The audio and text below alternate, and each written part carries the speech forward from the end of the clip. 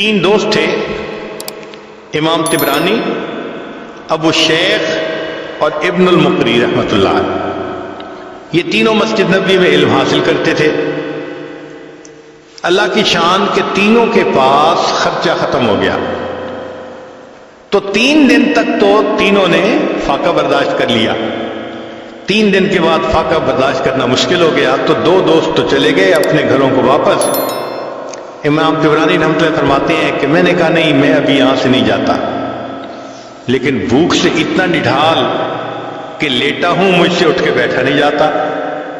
بھئی جب 5 دن ہو جائے بھوکے، پھر تو انسان کے لیے کھڑا ہونا مشکل ہوتا ہے۔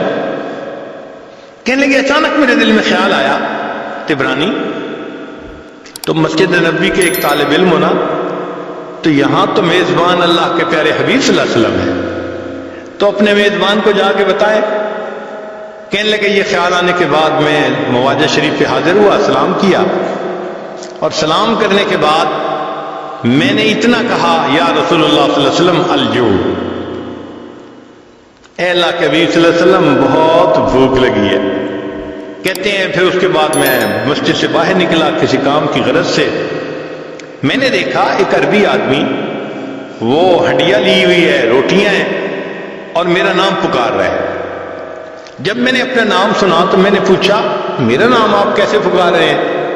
وہ کہنے لگا میں مسجد نبوی کا پڑوسی ہوں، ایک دیوار ہے مسجد نبوی کے ساتھ، میں دوپہر کو قیلولہ کرنے کے لیے لیٹا ہوا تھا، خواب میں نبی علیہ السلام کا دیدار نصیب ہوا، فرمایا کہ تم مسجد کے پڑوسی ہو اور مسجد میں میرا ایک مہمان بھوکا ہے، اسے کھانا کھلاؤ۔ میری آنکھ کھلی، میں نے دیکھا کہ میری بیوی نے ابھی چولہے سے ہنڈیاں اتاری تھی، روٹیاں گرم تھیں۔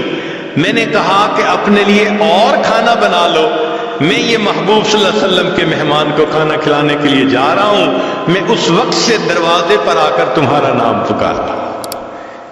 یہ علم کے طلب کرنے والے اللہ اور اس کے رسول صلی اللہ علیہ وسلم کے ہاں ایسا مقام رکھتے ہیں۔ چنانچہ ایک آخری واقعہ سنا کر یہ آدمی اپنی بات کو سمیٹتا ہے۔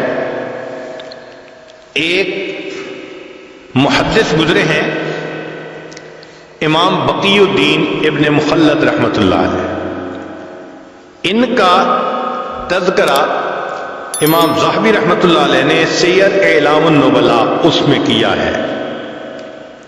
یہ اسپین کے رہنے والے تھے اور ان کی عمر 20 سال تھی۔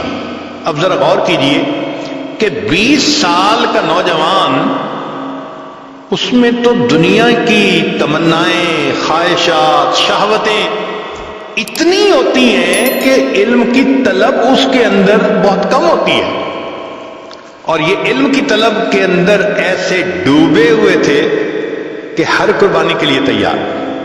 کہتے ہیں میں نے ایک بڑی کشتی کے اوپر سواری کر لی، اور مجھے بہت سارا وقت حصہ جو ہے سفر کا وہ سمندر کے ذریعے طے کرنا تھا۔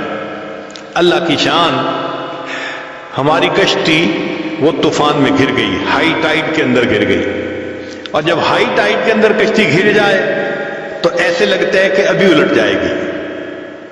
ہم لوگوں کو بیماری ہو گئی، جو پیٹ میں تھا وہ سب ہم نے کہہ کر دی، طبیعت خراب، کچھ کھانے کو دل نہیں چاہتا، پھر ہمارے پاس پینے کو پانی بھی نہ رہا تو ہم سمندر کا نمکین پانی پیتے تھے۔ پھر ایک وقت آیا کھانے کو بھی کچھ نہ رہا، ہمیں 1.5-2 مہینے وہاں طوفان نے گھیرے رکھا، ہم سفر نہیں کر سکے۔ اب کپڑے بھی میلے، نان نفقہ بھی ختم، اور سمندر کے اندر ہم اپنی موت کے انتظار میں۔ مگر اللہ کی شان کہ اللہ رب العزت نے حفاظت کرنی تھی، طوفان ختم ہوا اور ہمارا سفر شروع ہوا، اور ایک وقت آیا کہ ہماری کشتی کنارے لگی۔ میں نیچے اترا، اپنی گٹھری میں نے اپنے کندھے پر اٹھائی، سر پہ اٹھائی، اور میں نے سفر شروع کیا، اس لیے کہ مجھے کئی 100 میل کا سفر پیدل کرنا تھا۔ جانا کہاں تھا؟ بغداد جانا تھا، امام احمد بن حنبل رحمۃ اللہ علیہ سے حدیث پڑھنے کے لیے۔ یہ ان کے دل کی تمنا تھی۔ کہتے ہیں کہ میں دن رات پیدل چلتا رہا، سفر کرتا رہا، حتیٰ کہ جب میں نے بغداد شہر کو دیکھا نا آنکھوں کے سامنے، تو میرے جسم نے جواب دے دیا، اتنی تھکن تھی، میں ایک درخت کے نیچے گٹھڑی کو رکھ کر لیٹ گیا اور بہت گہری نیند سو گیا۔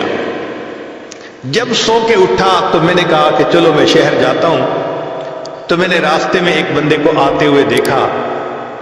میں نے اس بندے کو سلام کر کے پوچھا کہ سناؤ امام احمد بن حنبل کا کیا حال ہے؟ اس نے کہا کیوں پوچھ رہے ہو؟ میں نے کہا میں اتنا دور سے سفر کر کے ان سے علم حاصل کرنے کے لیے آیا ہوں۔ اس بندے نے ٹھنڈی سانس لی، اے نوجوان تمہاری یہ خواہش پوری نہیں ہو سکے گی۔ کیوں؟ اس نے کہا کہ حاکم وقت امام احمد بن حنبل سے کسی وجہ سے ناراض ہو گیا ہے، اس نے ان کو گھر میں نظر بند کر دیا ہے، نہ کوئی بندہ ان سے مل سکتا ہے نہ وہ کسی بندے سے مل سکتے ہیں، تم تو علم حاصل نہیں کر سکو گے۔ کہتے ہیں کہ یہ خبر بجلی بن کے گری میرے دل پر، مگر میں چلتا رہا حتیٰ کہ شہر پہنچ کے ایک سرائے کے اندر میں نے کمرہ کرائے پر لے لیا اور میں وہاں رات کو لیٹ گیا۔ اگلے دن اٹھا تو میں نے سوچا اتنا بڑا شہر ہے، آخر کہیں تو حدیث کا درس ہوتا ہوگا۔ تو مجھے پتہ چلا کہ عصر کی نماز کے بعد ایک محدث تھے جو استاد المحدثین تھے، یحییٰ ابن معین رحمۃ اللہ علیہ، جو جرح اور تعدیل کے امام کہے جاتے ہیں۔ وہ حدیث کا درس دیتے تھے۔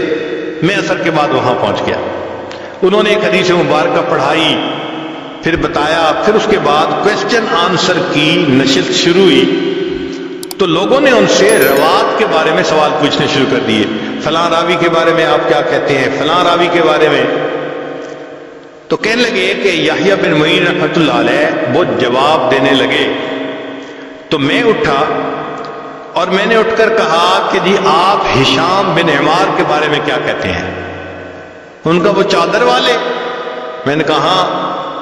کہنے لگے اگر ان کی چادر کے نیچے تکبر بھی آ جائے تو بھی ان کی ثقافت میں کوئی فرق نہیں پڑتا، یعنی وہ اتنے ثقہ ہیں، پکے بندے۔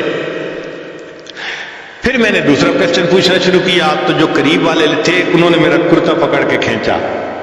ان کا طالب علم تو اجنبی نظر آتا ہے، یہاں کی مجلس کا یہ دستور ہے کہ ہر بندہ ایک مجلس میں ایک کویسچن پوچھ سکتا ہے، سارے کویسچن ایک ہی پوچھے گا تو باقیوں کی باری کیسے آئے گی؟ بیٹھ جاؤ۔ کہنے لگے جب انہوں نے کہا بیٹھ جاؤ تو میں نے، مسکین چہرہ تو تھا ہی صحیح، ان کی منت سماجت شروع کر دی، میں نوارد ہوں، مجھے پتہ نہیں تھا، میں نے اصل کویسچن تو اب پوچھنا تھا، میں یہ کویسچن پہلے پوچھتا۔ لوگوں نے میری فریاد کو دیکھا تو ان کو ترس آ گیا، وہ کہنے لگے اچھا ایک کویسچن اور پوچھ سکتے ہو۔ کہتے ہیں کہ میں نے یحییٰ بن معین رحمۃ اللہ علیہ سے ایک کویسچن اور پوچھتا، اور وہ کویسچن کیا تھا؟ میں نے پوچھا کہ مجھے امام احمد بن حنبل کے بارے میں آپ بتائیے کہ آپ کیا کہتے ہیں۔ میرے سوال کو سن کر یحییٰ بن معین رحمۃ اللہ علیہ نے سر کو جھکا لیا، مجمع پہ سناٹا چھا گیا، پن ڈراپ سائلنس۔ لوگ حیران تھے کہ اس بندے نے ایسا کویسچن پوچھ لیا، اس کو نہیں پتا کہ حاکم وقت کے اطاعت میں ہے وہ۔ تھوڑی دیر خاموشی رہی، بالآخر یحییٰ بن معین رحمۃ اللہ نے سر اٹھایا، ٹھنڈی سانس لی اور کہا کہ امام احمد بن حنبل امام المسلمین ہے۔ جب انہوں نے یہ الفاظ کہے کہ احمد بن حنبل امام المسلمین ہیں تو میں نے دل میں اور پکا ارادہ کر لیا کہ میں نے ان سے حدیث پڑھنی ہے۔ جب درس ختم ہوا تو میں نے قریب کے ایک آدمی کو کہا کہ مجھے امام احمد بن حنبل کا گھر دکھا دیجیے۔ اس نے کہا بھائی نہیں، پولیس کو پتہ چل گیا تمہیں بھی سزا ملے گی، مجھے بھی ملے گی۔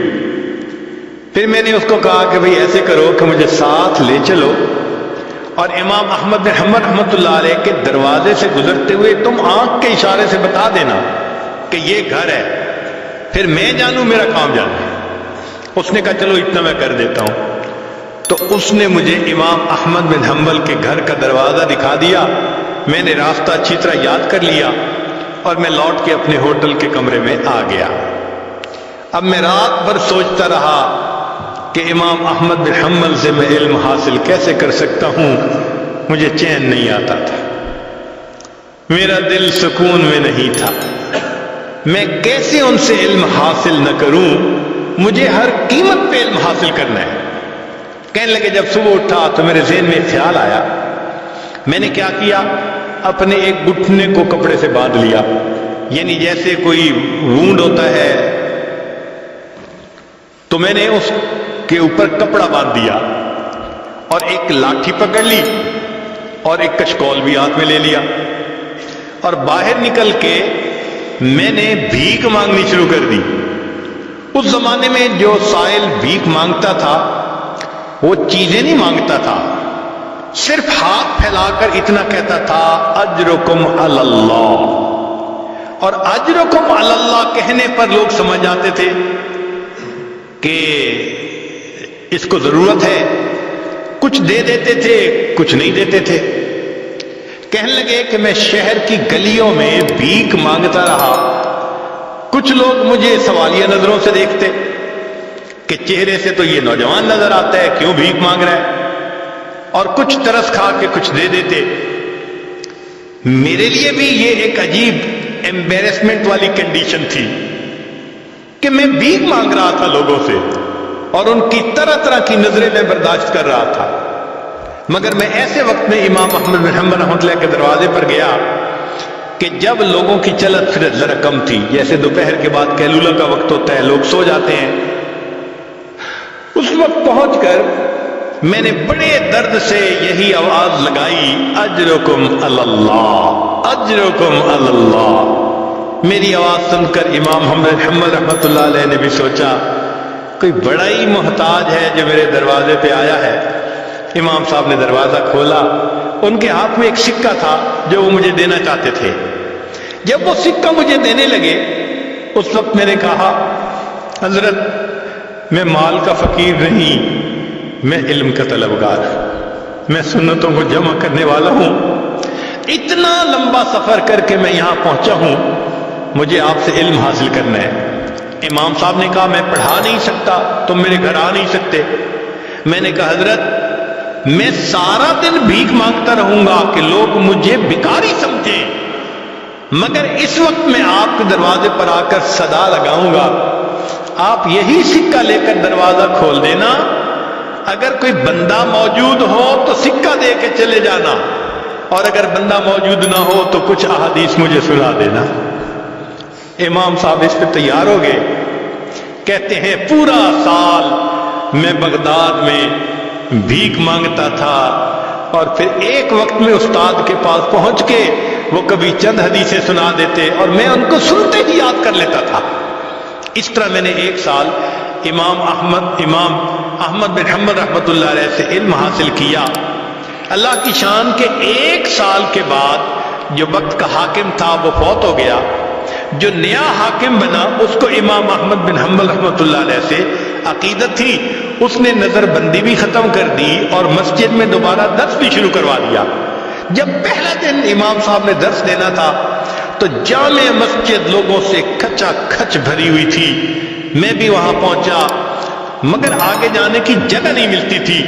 بڑی محنت کوشش کے بعد میں ذرا آگے گیا، امام صاحب نے دور سے مجھے دیکھا تو امام صاحب نے فرمایا، لوگوں ذرا راستہ دے دو، علم کا صحیح طلبگار تو یہ نوجوان ہے۔ علم کی تاریخ میں ایسے بھی حضرات گزرے کہ جو بھیک مانگنے کے بہانے اپنے استاد سے علم پاتے تھے۔